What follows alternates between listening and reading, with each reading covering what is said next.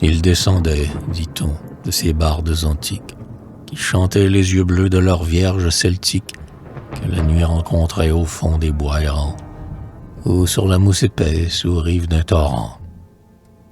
Pour les hommes de marque, en mensonges fécondes, cette langue sans corps, cette voix vagabonde, la renommée, enfin, répandait sur ces jours des bruits si singuliers qu'on les croyait toujours.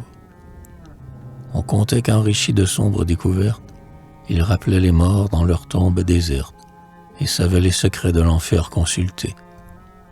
On disait qu'aux accents du tonnerre irrité, au bruit du flot qui gronde et ronge son rivage, il accordait sa voix et sa lyre sauvage. Et que ses vers, empreints du tumulte des camps, se révélaient à lui sur le front des volcans. Comme l'oiseau frappé d'un effroyable léthargique, ne put fuir du serpent le prestige magique, chacun, sous son regard, se sentait tressaillir. Des éclairs accablants avaient l'air d'en jaillir. Quiconque avait un jour pu le voir ou l'entendre, de son long souvenir ne pouvait se défendre.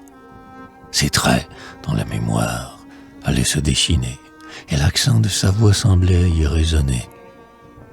Tel un globe de feu qui vient du haut des nues, éteindre en un marais ses clartés inconnues, dans la nuit d'un cachot il fut précipité.